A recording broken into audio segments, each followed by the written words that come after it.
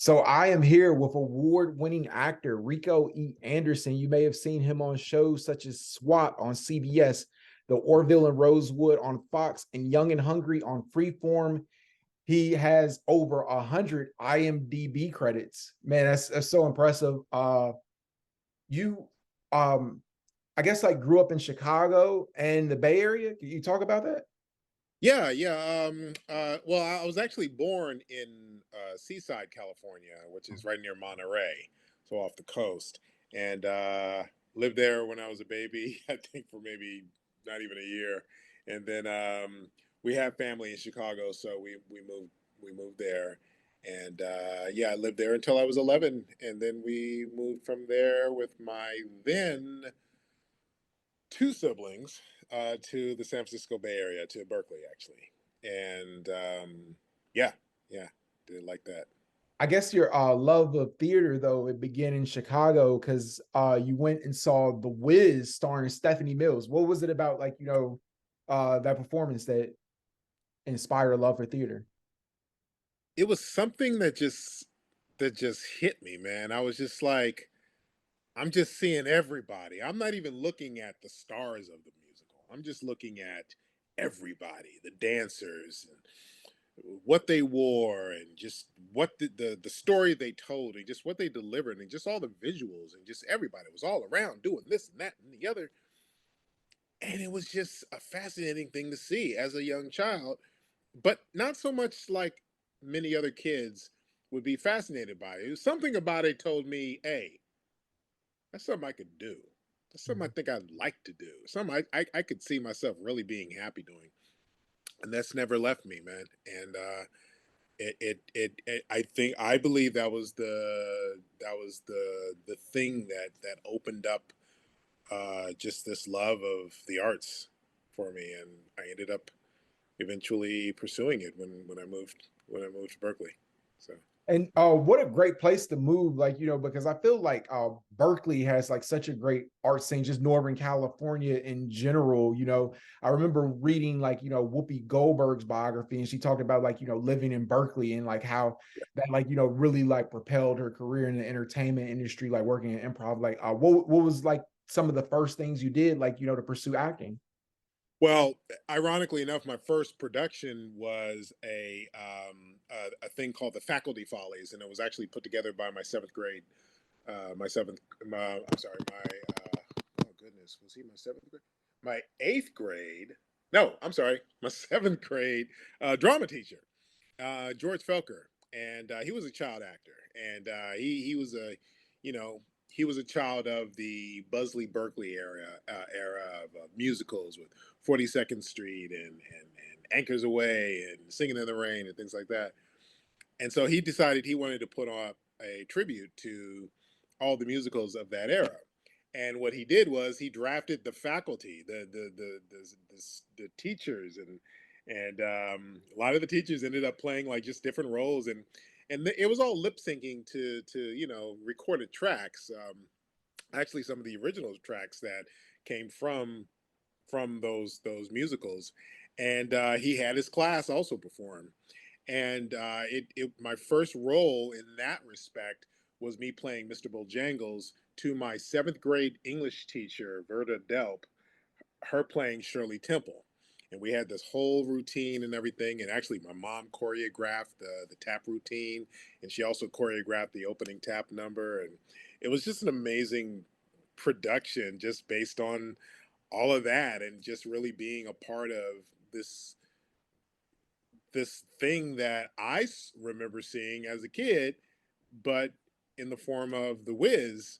Now I'm doing a musical. Even though it was all lip sync, I was still on stage. I was still on the light, in front of the lights.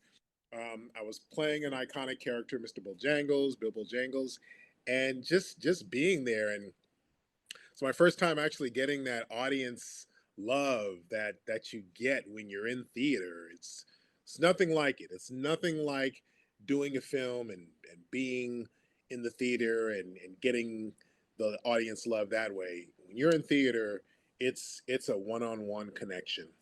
Even though there may be 1,000 people in the audience, those people who are there to see you, they are connecting with you because you are right there, and you are affecting them in real time, and you're affecting them in a way that the person who comes to see your next performance the next day is not going to be affected. Everybody's affected differently because every show, even though it may be the same, is always different. It's always performed differently. That's the beauty of live theater. It's live.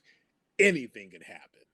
And hopefully that anything is just the improvement of the show and not something crazy like a cup falls or the lights go out or the lights didn't go out when they were supposed to, or somebody goes up on their line and things like that. It's so spontaneous and just unpredictable, but it's art, and it's the best type of art, and I love it, man. Eventually you go to college and you attend San Francisco State University and Yeah, you major in theater arts. It's a huge area of contention for actors. Like I think about going to college for acting. yeah. Why did you decide to go to San Francisco State and why did you decide to study theater? Well, it was close. And Yeah. yeah. So I was a part of the Educational Opportunity Program, the EOP program, which was also kind of like an extension of the Upward Bound program, which was a program that was very prominent for students of low income, and a lot of students of color benefited from it. And the Education Opportunity Program allowed me to be able to attend that college through grants and through college preparation and things like that. And so it seemed to me at the time like to be a wonderful introduction to the world, because coming out of high school, as we all know, you're released to the wild for the most Mhm. part. Even if you're still living at home with mom and dad, there's you are held accountable. Nobody else is going to hold you accountable. You go to class, cool. If you don't, all right, cool.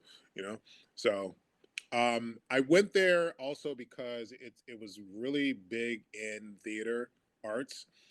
It was also big in broadcasting as well, and my mom actually talked me into looking into doing broadcasting. So I was actually a broadcasting student for 2 years as well as a theater arts major, and that was more on my mom's request to just get into something that has a little bit more security pay wise, because my mom, although she supported my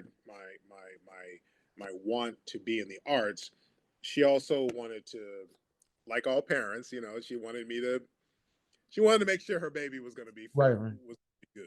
So she suggested theater art. I'm sorry, she suggested broadcasting, and I took it for 2 years, and then I realized, as much as I loved it, it wasn't what I wanted to do, Yeah. and I wanted to be an actor, and I wanted to go full force with it. And so I dropped the theater. I dropped the broadcasting major, and I went full time with theater arts, and haven't looked back since. And Mhm. my mom actually really supported that, and her thing was, look, if you're gonna do it. Definitely. And after leaving San Francisco State, you moved to LA. Yep. I did. I did. Well, actually, after San Francisco State, I did touring theater with Kaiser Permanente's educational theater programs, Wow. and we did touring theater all around the Northern California and eventually Southern California, because there was a branch here in Los Angeles, and that was a touring theater production doing shows about health and safety for various age groups. So we had a show for the elementary school kids, for the middle school kids, for the high school kids, and it dealt with things like HIV and AIDS, sexually transmitted diseases, as well as peer pressure and puberty, and conflict resolution, saying no to drugs, uh, knowing how to um, avoid people who may want to do you harm, and things like that. So it was a very wonderful educational program. And then I moved to Los Angeles. Mhm. And did you So start booking work right away? it took a second. It took a second. I was booking a lot of independent work when I first came to town. Okay. One of the first things that I told myself I wanted to do was I wanted to continue what I had in the Bay Area. So the Bay Area is really good with um, theater and independent film. Right. really good in those departments. I mean, the Bay Area is a master at that. And what was beautiful about it was the fact that it really allowed you to come to LA, or if you're going to go to New York or wherever, with some serious training, and to really be able to be a force in wherever you ended up. And so, what was wonderful about being up in the Bay Area were those factors. And so, Yeah. coming to LA, I was able to really apply that. But because of the politics of Los Angeles, in terms of the industry, sometimes hitting the ground running is not always, it doesn't always work for everybody. It does work for some. But for the majority of people, it takes a while for your name to get out there. If you first of all, it takes a while to get an agent, Yeah.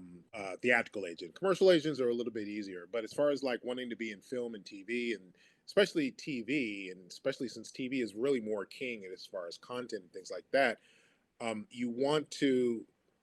It helps to have an agent, Right. and a lot of times it's hard to get an agent, and so once you get the agent, you still have to have your name out there. They have to submit you for different roles. Casting directors don't know you, so they may not call you in right away. So they're going to have to submit you for another role, and then another role. Eventually, the casting director is going to see you. And they're going to be like, oh, damn, there goes Rico again. And eventually, from that, they bring you in.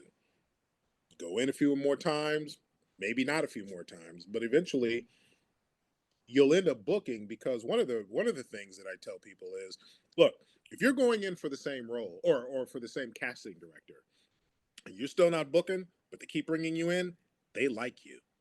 And because they like you, they're just trying to find the right role for you. And even though you swear up and down you nailed that one role, it wasn't for you. If you didn't get it, but if they're going to bring you back, oh, they love you, man. And because of that, they're just trying to find the right role for you, which means that you're doing something right. It also means keep going, keep taking classes, keep going to events, networking, keep honing your craft, keep, as Jesse Jackson once said, keep hope alive. Keep the spirit of why you're there Mhm. very high, and keep moving. Don't take what you don't get personally, because there are so many different reasons why we don't book a part, and a lot of it has nothing to do with our ability to act. Was there ever like a point, like, when you first came to LA, where you were maybe a little bit discouraged and thought giving up? I won't say giving up, but we all have that discouragement. I don't think there's. I think I could say for the 200 million actors in Los Angeles, not one. If to my knowledge, if any actor said they were never discouraged, they are big old liars, because this industry can be a soul sucker sometimes, and it could definitely make you question why you didn't listen to your parents and become an accountant, or why you didn't listen to your parents and stick with broadcasting, or things like that. Um, it's an industry that is unlike any other industry on this planet, in this universe, and it takes a lot of understanding that you're going to have some great days, and you're going to have some questionable days, and you're going to have days where you've done your 15th audition and you haven't booked nothing, and you're just like, do I suck? Did I piss somebody off? What's going on? And sometimes, along with life, could be relationship, could be family, could be bills, could be so many different things that just piles onto it. And a lot of times, because of that, it can be very discouraging in terms of what you're doing. For myself, I've never wanted to give up. I've never felt like those things that I mentioned. But I will say that I have had those moments where it's really gotten to me. And I would say for that, it's always good to have a good friendship base, people, like-minded people who you can talk to about it. Sometimes, no disrespect to anyone's family, but sometimes family doesn't understand, Right. because they don't, yeah, because they don't understand the business as a whole. They only see literally the surface of the cake, and Yeah. and what they think they know. But we've all seen that iceberg meme. Right. You know what I mean? Yeah, it's like this part of the iceberg is success. But then you got all this down here, which is, auditions and classes and zizza and zizza. You got to take a job. You got this job, they won't let you off the audition. Now you got to find a way to get the audition in. You got to get the audition in at 2. It's 12 o'clock. You're still at work. You got to get home. You haven't even prepped. Your reader backed out. You're sick. You got to pick up the kids from school. So many different things. You just can't call up Tyler Perry and be like, "Can I be on your show?" Right. Which is what a lot of us, especially black actors, get around the You know, holidays. or take a billboard out, like, some people, but Yeah. you So, been on so many great shows, like, like from NCIS, like, to Modern Family. What would you say was like your career turning point, like, where it was like you started being able to book work regularly? I would have to say Criminal Minds really helped to kick it off because that was one of my first major guest star roles. Um, my first role was The Shield on Oh, FX. yeah. Yeah, but as far as like my first major guest star, Criminal Minds, where things really started to snowball upward. Trying to remember, I believe it might have been Justified. Yeah. When I did Justified, things started to really snowball. When I started out, I was doing what a lot of actors do. I did a lot of under 5 work, which Okay. basically means, for people who don't know, under 5 lines, which I could be there for one day, or I could be there for the whole week, or I could be All there right. for 2, 3. But I have 5 lines. Usually, that's what ends up being that for the whole time that I'm doing it. It could add. You just never know. But normally, if it's under 5, it's 5 or under. So I booked a lot of those, and what that did was that showed that I could do it, and I'm building my resume, and I'm growing in the industry. My name is out there as far as casting directors, and I'm being counted in this industry. Got to a point, and I always knew in the back of my head, this is where I need to be. I wanted to eventually not do under 5s. I wanted to do recurring, basically guest star, recurring series regular. Comes a time where if you have a rep that's not submitting you for that, that's when you have to have that conversation. For myself, it needed to be, I was already having the conversation, but I was always told, well, it helps if you have some good solid stuff on your resume to really be able to back up what you say you'd like to have. That's true to a point. People have gotten around that, so I'm not saying that that's the norm, but that did help in terms of going to the next level of the career. And before I knew it, I was going out for more guest star and recurring and series regular roles. Took a second for that transition to help to make the auditions be like, happening all the time. It got a little slow because for the longest, casting directors only knew me for the under 5 work that I did. Yeah. So it was a slow climb. Wasn't that slow, but it took a second. Took a second for them to be like, Rico's going in for guest star and up. He's not. We don't call him in for under 5s anymore. So it's a growth and it's a process. It's a process that for many actors that's the norm, and for many actors it's not. Some come up quicker, but and that's the other thing I just want to say on this.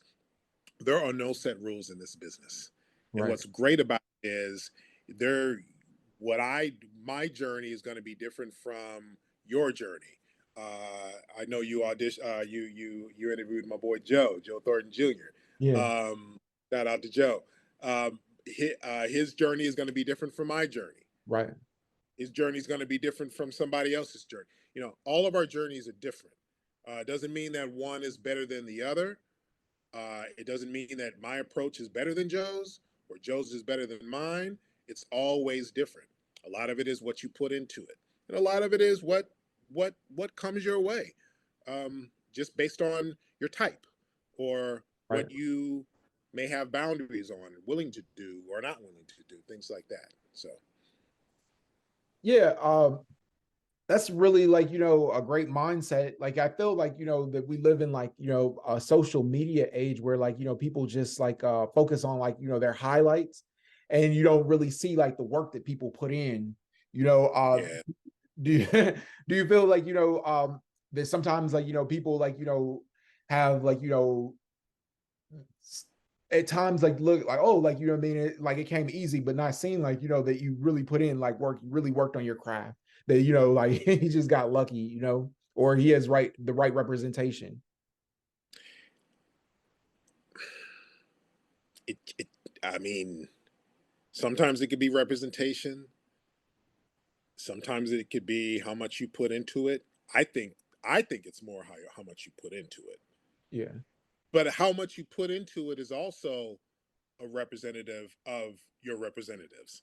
Um, if your representative is not doing for you what they should be doing for you, that's a problem. But you have to ask yourself, am I doing for me also? Right. Are my headshots updated? Is my demo reel updated? If I shot something, are my clips, did I get clip outs of that? Did I throw it up on the various platforms that casting directors look at, Actors Access, casting networks, um, Mhm. your own YouTube channel, your website if you have one. What is your internet presence like?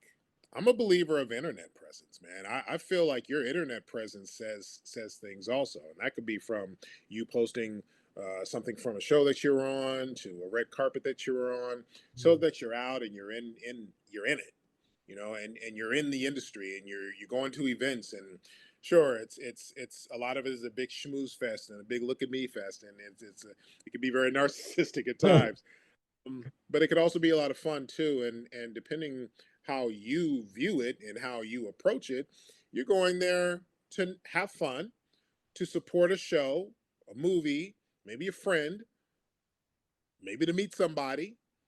But you're also going there to network. And I've booked things from being at events and meeting people. You Wow, that's know, awesome. yeah, I've met casting directors in person that I've either seen briefly once I'm in their office, and 5 minutes of me auditioning. All right, Rico, good to see you again. Okay, bye. Boom. Don't see or talk to them for a month or two or something like that. Well, now I'm seeing them at the event, so now we may have a chance to have a little conversation. You just talk.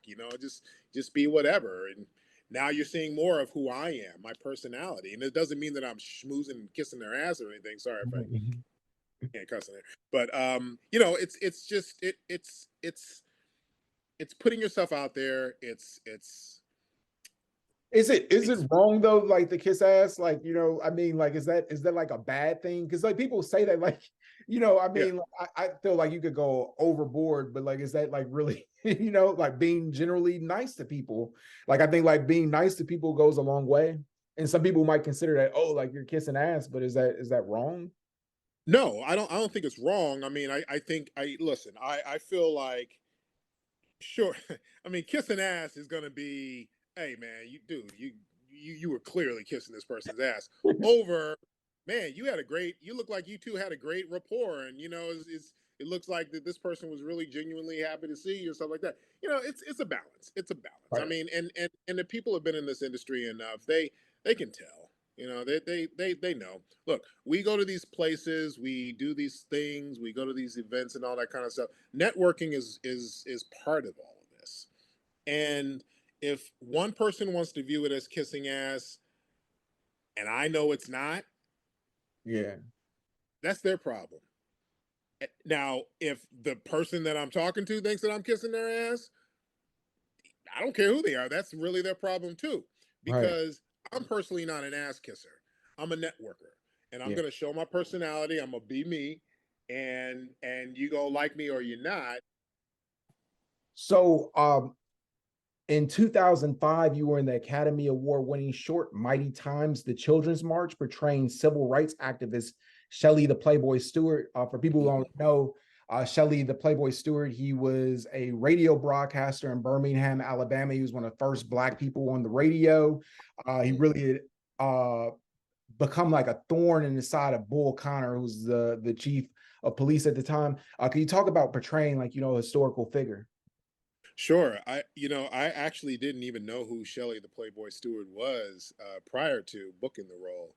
So it was an honor to be able to study another part of Black history that was pretty hidden in a lot of ways, and just realize how much Mr. Stewart played in terms of his role in the civil rights movement. He was very much a messenger. And what was so wonderful about him was he had a huge radio audience, and the majority of people just thought that he was just just talking on the radio and playing records and stuff. But in between the records, what he was actually doing was conveying messages at times. So if there was going to be a march, say at the park, or a gathering at the park to march over to wherever and do whatever, he would say things like one of my lines was, "There's a party at the park, and don't forget your toothbrushes because luncheon will be served." Okay. Now, to the average ear who is dumb and don't know, like a lot of those people back then, a lot of the white supremacists and the racists and the people who didn't think that us as black people should have rights, well, all they heard was there's a party at the park. A bunch Right. of black people gonna be at the park.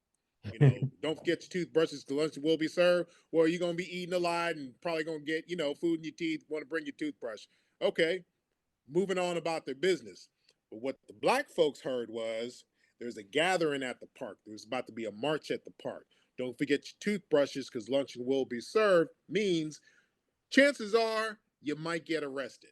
The getting served part is they might come through hard. They might come through with dogs. They might come through with hoses. They might come through with batons and just their racist behavior. And they may go above and beyond a simple arrest, and they may do some damage to you. They may hurt you bad. Don't forget your toothbrushes clearly means that you might get arrested, which means you might be there overnight. So it was a call to letting people know what the latest is happening, and be prepare accordingly. And he did this throughout his career as a radio DJ, and just a fascinating gentleman, just a fascinating life. Was really prominent in getting the word out, and he's, as far as I'm concerned, he's up there in history with all the greats, Dr. King, and just name whoever else. Very very prominent towards our movement for equality and for basic civil rights.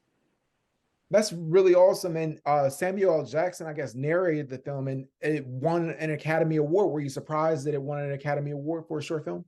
It was one of my first few years in LA, so I was just over the moon, man. Because Sam Elliott and Samuel L. Jackson both narrated it, and yeah, it was amazing. It was amazing. I didn't get a chance to go to the Academy Awards, unfortunately, but I was around a bunch of my good friends, both actors and writers and producers and stuff, and we were all there. And I mean, first of all, we were surprised that it got nominated. You know, I, but then not surprised. I mean, it was an amazing piece, but just the fact that it got that recognition, Yeah. the highest honor for acting and just for the industry as a whole, got nominated for an Oscar, and I Yeah. was a part of that. I was in that. I mean, how cool is that, man? And then It, it won. because like I think like one of the things like as an actor is it's about the work, and like a Yep. lot of times like people can do like really great work, but it doesn't necessarily have an audience, or is not recognized like for like being like as good as it is, like as far as like with an Academy Award. So like do you feel it's a little bit gratifying, like winning an award? Well, very much so. And on a personal level, it was very it it it it was a beautiful thing that this moment in history was recognized. I mean, this is a movie about the children's involvement in the civil rights movement at a time when a big part of what you saw were Dr. King, marches, hoses, dogs, racism, all the things. You didn't hear about the children's involvement with that. What's sad Right. about it is the children's got the same thing that the adults got, The dogs were sicked on them. The hoses were sicked on them. They were arrested, children arrested for because their feeling was the adults are doing all these wonderful things to ensure all of our civil rights, but also our future. We should get involved. And so they staged a walkout. They staged a walkout from the school, and then they marched, and then they joined the adults. And I get choked up even today thinking about it, just talking about it now. It's such a beautiful moment because it really showed that we were all in this and everybody had to join. I mean, anybody seen Avengers Endgame? That was the end game, you know? I mean, that was joining the ranks of fighting for everything, fighting for the future. And the children were there, man, and they were involved in it. And so for the Academy Award nomination and eventual win, it was a wonderful thing. And being a part of it and actually even watching those moments, like we recreated, like they took stock footage of a lot of the stuff that we've seen a lot of times, like the hoses and the dogs and things like that. We've seen that, but then we also recreated some things too. Now we Right. didn't turn on the hoses full speed, but through camera angles and things like that, there was a lot of recreation of those moments. And sometimes to see it was very humbling. And you know, they had a stunt guy. They had this one brother, black guy, who was a stunt man, and they along with stock footage of black men being chased and bitten and held on to lockjawed by dogs. That was recreated. So there was this one stunt man, a black guy, who had like this really thick padding on his jacket, which of course was to protect him from this well-trained dog who came up and bit him, but Mm. he was trained. I mean, as soon as the owner said whatever he said command-wise, it stopped. But they were catching again through camera angles that happening. So recreated footage, adding on to the stock footage to just really emphasize those moments. Very humbling time in terms of shooting and just being a small part of adding to history like that. Man, that's amazing. Yeah, Um, Researching the interview, I saw you were on an episode of Casey Undercover with Zendaya, who's like one of the most famous people on the planet, right yeah, now. What yeah. was that experience like? It was cool, man. Zendaya's from Oakland, so I'm from the Bay Area. I'm from Oakland, from Berkeley, also. We When we moved to the Bay Area, we lived in Berkeley first, and then we moved to Oakland. And what was great about it was not only being on the show, I got a chance to meet her parents, who happened to be on set that day. And three of us got a chance to talk. And what was cool about it was the fact that we found out that we all didn't live too far from each other. They live near Children's Hospital. I live near Children's Hospital.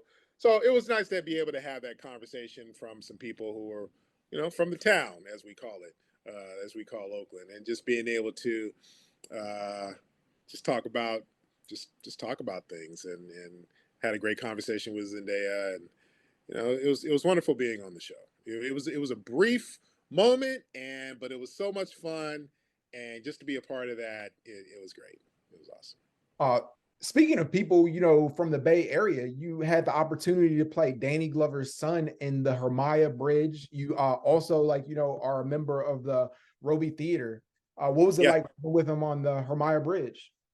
So the Haramaya Bridge was a movie that was written and directed by Aaron Woolfolk, who's another buddy of mine from the Bay Area as well. And yeah, he created it, and they actually went to Japan to shoot a big ton of the actual scenes from the actual Haramaya Bridge, and just from Japan as a whole. Working with Mr. Glover was such a great thing, because I had actually met him years when I was going to San Francisco State, and he was speaking at a Black History event that I attended. And when he was done, he was meeting people and shaking hands and taking pictures. So I was like, I gotta meet Mr. Glover, because he was definitely one of my inspirations growing up, and somebody that I definitely wanted to be able to meet. And I did, and I got a chance to. Long story short, I got a chance to really meet him and talk to him, and just tell him how much his work meant to me, and asked him to sign my program. And right before we parted ways, I looked at him and I said, "Well, Mr. Glover, it's an honor. Thank you so much for taking the time. And I will be moving to Los Angeles one day, and I look forward to working with you someday." And he turned to me, looked at me, and he was just like, "Well, young man, I hope it happens. I look forward to it too." Now, what's funny about it is, a I'm I was a part of his theater company, but at the time when we did actually end up working together, it was back in San Francisco. It wasn't even in LA. So it was actually two hometown boys doing good. You know what I mean? So two Bay Area boys, making it happen. So that was really cool. I mean, come on. Man, that's a really I awesome story. That sounds like, the law of attraction, manifestation. Like, do you believe in, like, the power of, like, positive thinking?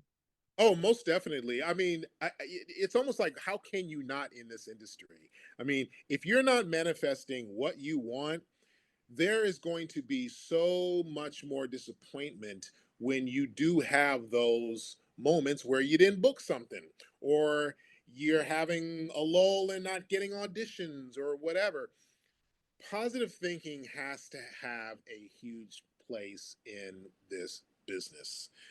Sure, there's, some people will say it's luck. Most people would just say it's all about who you meet, who you know, which is true. But you got to manifest this stuff, man, because if people don't make their own little mental visual boards in their head about what they want and what they're going to do, it just becomes just something you've just kind of thrown out there in the middle of a grass field. It's just like, you have to take it to the next level mentally. And I feel like there are so many different ways to make it in this industry. There are so many different ways to be successful in this industry. There are no set rules in this industry. Let me say that again. There are no set rules in this industry.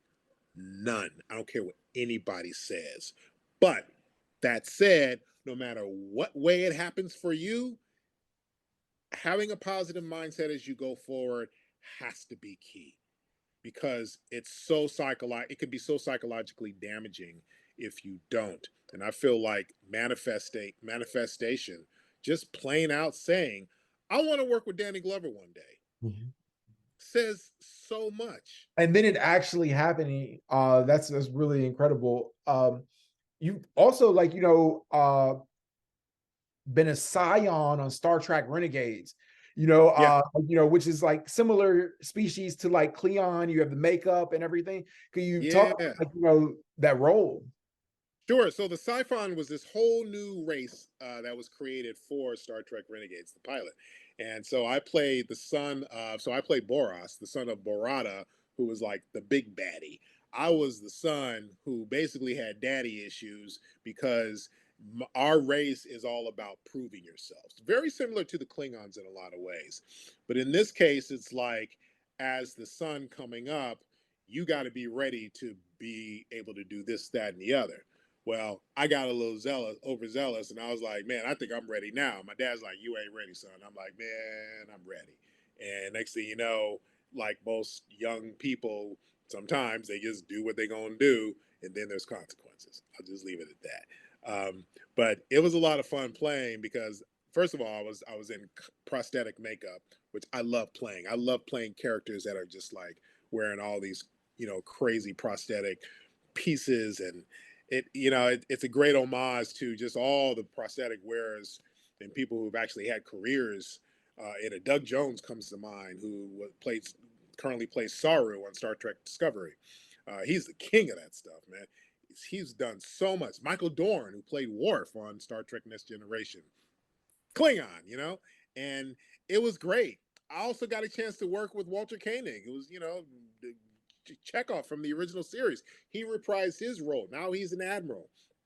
But but along with that, I got a chance to work with people from various sci-fi franchises, because this pilot had a plethora of who's who of sci-fi people. You had Walter Koenig from the original series, Adrian Wilkinson from Xena. You had Robert Picardo from and Tim Russ from Voyager. Tim Russ actually directed the pilot. You had Edward Furlong from the Terminator series. You had from Blade Runner. God, her name just escaped me. Sean Young from Blade Runner. I mean, so many different people from so many different sci-fi genres in Star Trek Renegades, and here I am being amongst them and along them. What was wonderful also about being a part of Star Trek Renegades, it really helped my career as a whole, but it also helped my career in sci-fi. And from that, I've grown to have a wonderful career in the sci-fi section of my career through sci-fi con sightings, Comic Con signings, meet and greets of fans, doing other sci-fi projects. I was on the TV show The Orville. Um, I've done horror films. I did one horror film called Get Gone opposite Lin Shaye. Started opposite Lin Shaye from the Insidious series. I mean, just the list just goes on and on and on. And is it me being a huge sci-fi nerd? Come on, man. That's just That's super cool. so cool. It's the best. It was like my childhood. Now I'm a part of the big nerd fest that I was and still am, but now I'm in that mix also. It's great. Right. It's great. Mm. I love it. I love it. Love Uh, it. SAG, just recently like approved the deal to end the strike after nearly 4 months. You were out there on the picket line. What was it like, being on strike, and now that is it returning to a sense of normalcy for you? Yeah, it is. It was a very interesting experience, I have to say. It had so many layers to it. And I have to say, I've never been more active in my career than I have when I was out on those strike lines. Fighting for a career that I've wanted to do since I was 6 years old. I knew at the age of 6 that I wanted to do this. From seeing The Whiz to now, I knew that this is what I wanted to do. And knowing what we were up against and knowing what was basically threatened, I felt that there was a duty as much as I've manifested, as much as I've talked about it, as much as I've trained, as many plays as I've done, as many movies as I've done, as much TV as I've done, as much as I've gone out and networked and done all these things toward my career, being on those picket lines and I had to fight for it. Right. I've given up and sacrificed so much, good and bad, to have the career that I want. If I didn't fight for it, what's wrong with me? So yeah, being out there and striking and my peers, and I'm talking people who came from either just doing background work to people who are A-listers who've been on TV shows who right off the hat. Yeah. Everybody was out there in solidarity, and the solidarity was we are fighting for what I've called ever since the beginning the soul of Hollywood. The soul of Hollywood was at stake, and to be perfectly honest, the soul of Hollywood is still at stake in a lot of ways. The What? contract was ratified. There's some things about the contract that people loved. A lot of things that people loved about it. A lot of things I loved about it. Some things I wasn't too crazy about also. I think like one of the biggest concerns is about AI. Like I think you Sure. saw like a lot of videos online, which I Mhm. always think it's really interesting. Like people who aren't in the union and they're they're concerned about like AI, but like that the production studios would be able to use like commercial your auditions, your audition footage to like basically train the AI and use that the and the people were concerned about that. And but Well, yeah, well, understandably so. I mean, listen, there has to be regulations with these things because a you could say it's new, but it's technically already been here for a long time, and Yeah. people have already been scanned, and things have already happened. So, but excuse me, but what needs to happen is there needs to be regulation. There needs to be accountability Yeah. for basically all the things that can be done. Um, and that's what the negotiation committee came up with. Is it perfect? No. But what it does is it sets the groundwork for the future going forward. Because at one point we had no regulations. There was a point in time when they were taking background actors and taking them into a room and scanning them. And A, they weren't 100% sure what they were being scanned for. But B, I don't even know if they were being compensated for it. That's something that you would have to ask somebody. But, just the idea that they were just going to do it. And it's just like, wait, you're making a replica of me? You're doing something where technically you don't have to physically use me and you don't have to pay me for my work? That's not right. Right. That's literally stealing my humanity in a lot of ways. That's taking my business. That's taking what I do, what I love. And you're what? No. No. So that's a problem. I mean, even the idea of digital doubles really bothered me. It still bothers me. Yeah. And it got to the point where a decision has to be made. You're going to vote yes for the contract or you're going to vote no. Either way, AI is here to stay. No matter what a person voted for, no matter what I voted for, AI is here to stay. What I'm hoping going forward is, since the contract did pass, it's going to be up to SAG to be on top of it. But more importantly, it's going to be up to us as the artists to be on top of it. Because as much as we voted and we voted to hold this accountable, or we're going to get compensated if this is that and the other is used, first of all, they're still going to try. Right. They're still going to try some the trickery. They're still going to try the okey doke, as a lot of people say. And we got to be ready for it. And we got to, this is kind of a version of see something, say something. If something goes down and you're not used to it, you got to say something.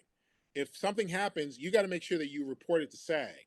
If something does not work for you, or you feel like you're being asked to sign something that may actually jeopardize your future employment with that show, movie, whatnot, you have to have a responsibility that goes above your career or above your FOMO, your fear of missing out, or your fear of being replaced. You got to go and above and beyond that and say no.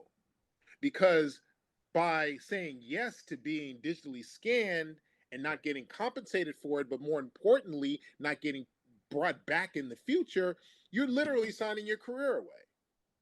So while things have passed, and while a lot of people may not be 100% happy with everything, and again, I'm happy with a lot of the contract. I think we've got some great gains in the contract. It could have been better, with all due respect to the negotiation committee and what they did accomplish for us.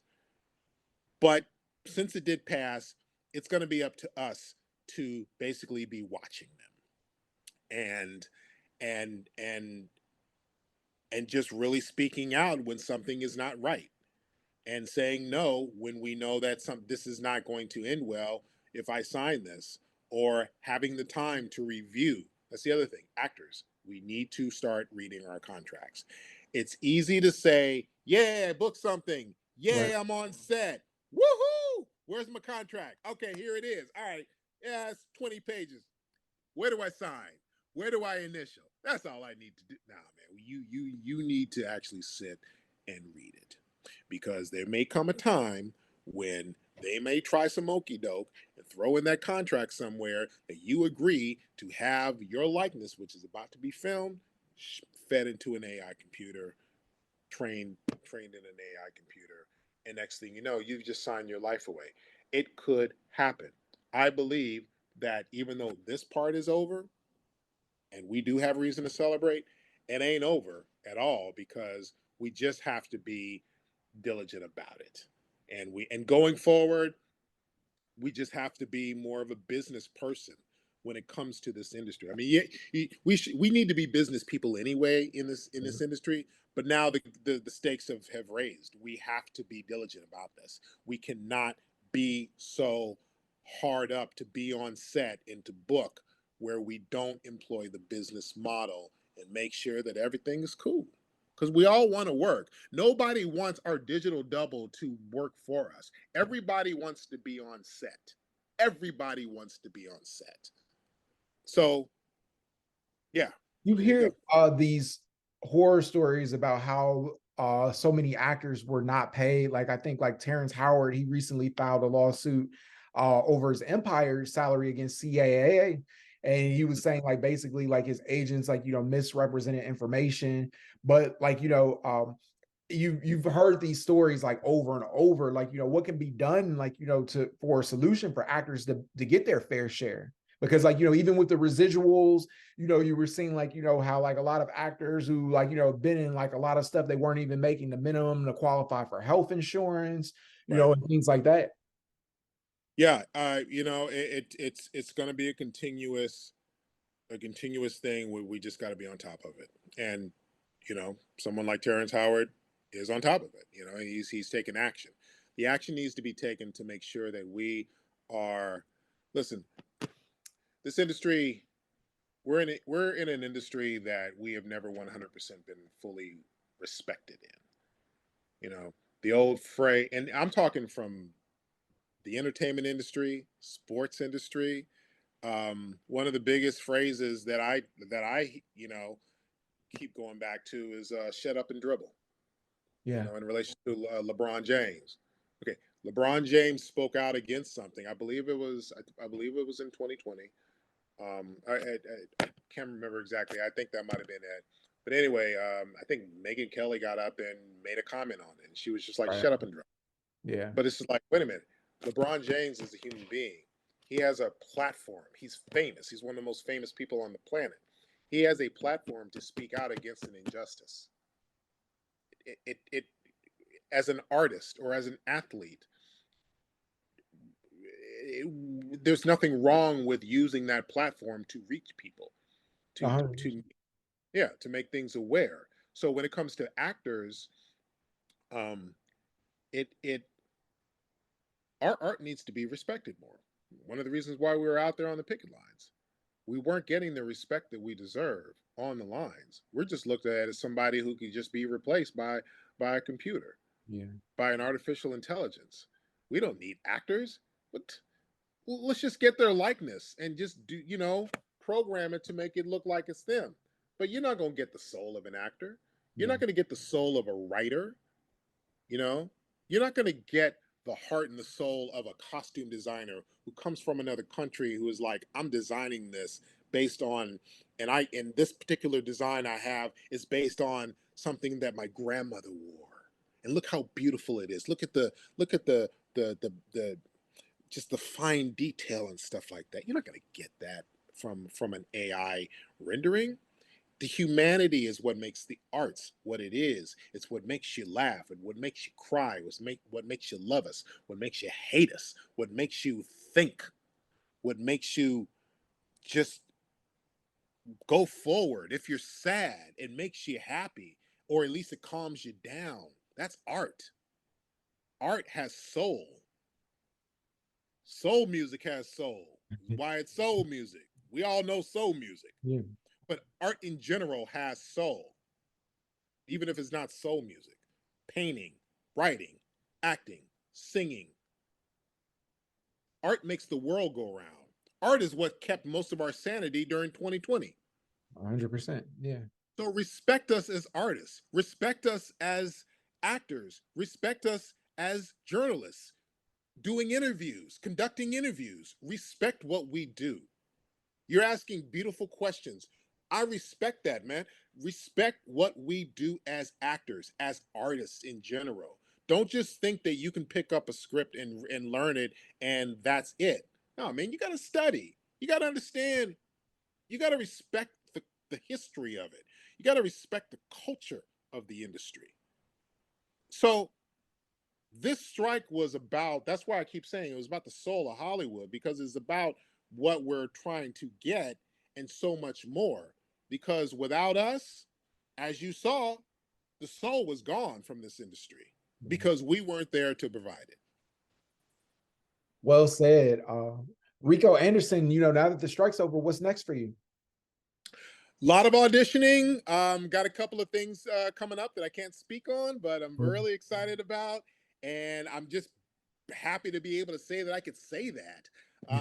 I do have a show coming up that I'm trying to remember off the top of my head, that I actually shot before the pandemic. I'm sorry, the pandemic. No, before the strike. See, that's oh God, it's called Extended Family, and it's a new show with John Cryer from Two and a Half Men, Wow. and also it has Donald Faison from Scrubs, and it's a comedy, and it's great. I'm in one of the episodes of that, and yeah, it's that's a great. It's an NBC show coming up. I have some projects that have come out that have taken on a new life because of different streaming deals and things like that. I recur on the TV show SWAT. That's currently on Netflix, and let me see what else. Oh, FBI International came out this year, at the beginning of this year. My episode is happening on that. I did an episode of The Rookie a few years ago, which The Rookie just reached his 100th episode. So excited about that, celebrating that, and hey, man, just constantly moving forward, and even during the strike, still reading and working on my craft, and I'm writing some stuff. I got a lot of things. I'm excited for the future, and yeah, here we go. What would be your advice, for people watching this interview, interested in pursuing a career in acting, want to follow in your footsteps? What would you tell them? Study, go to school, learn everything you can, and don't come to LA with the expectations that you're going to hit the ground running. If it happens for you, great, more power to you. But don't come to LA thinking that it's just going to happen as soon as you touch down. Um, know what this business is really all about and respect it. We are in an age where there's a lot of just add water mentality, just shake and boom. So understand that what we create and what the finishing product is, it's not considered content. There's some funny ass content out there, man. There's some great content out there. But what we do as actors, when we do TV shows, that's not content. That's a TV show. That's a movie. Right. Your interview, your podcast, that's not content. This is a work of art that we've created, that we put time into, that we've put thought into. If you want to be an actor, understand the difference, and understand that with respect to people who do content, who are content creators, because I know some amazing ones, they Yeah. do some great stuff. But with respect to that, know that that's not just what the industry is all about. And if Yeah. you want to really truly be in this industry, know that while you may look great doing a minute of content, it's going to be a lot different than playing this role where you're playing a cancer patient and you're going through, and for an hour the show is about you dealing with that, and you're going through your ups, your downs. There may be some drama here, and there may be something funny happening here, and there's all these layers. Well, you got to know what you're doing. You got to study, take classes. If you're, depending on who you're playing and what you're playing, or if there's history behind it or something similar, research. Do your fucking research. So important. um Meet people, form a circle, have a circle of friends, people that you can come to if you need help with a self tape, if you're just having a bad day or a bad week or a bad month, and you just like, it's been rough for me in this industry, and you just need to talk it out. Have people you can talk to, you know. um just know that it's not just shake and bake. And take your classes, come out here, have patience, give it time. And as the late great Robert Guillaume said to me from Benson, Robert Guillaume of Benson, he said to me, do not let Hollywood take away your smile. Don't let Hollywood take away your smile. And I add to that, don't let them take your spark away, because we all came here for a reason. Right. We all came here with that childlike, bright-eyed bushy-tailedness that drew us here, or Atlanta, or New York, or wherever. Keep it. Keep it. You're going to have your ups and downs, but always never lose. Don't ever lose your spark. Don't ever lose your smile. Don't come out of this bitter. Come out of this wiser, knowing more. You're going to have pissed off days, but keep your smile, man, and stay positive, stay optimistic, and know that the more you put into it, the more you're going to eventually get out of it. And it may be days where you just feel like there's just no way on God's green earth this is working. It's just not work. Well, it is working. A lot of times you just don't see it, and sometimes you just got to continue to give it the time that it deserves, because like it or not, that's how this business is. Wow, Rico Anderson, that's a beautiful message, man. I actually felt that. You have a lot of soul. I thank you so much for taking the time. I hit you up over Instagram and you hit me back, and we were able to make it happen, man. So like, I really appreciate you for taking the time, and best of luck in the rest of your career, man. I look forward to seeing you on the big screen and television in the future, man. Thank you, Ryan. I really appreciate the time. It was great talking to you and interviewing with you. And thank you so much for reaching out, man. I really appreciate it. Definitely. I'd love to have you back anytime. Let's do it, man. I'd love to come back. Look forward to it.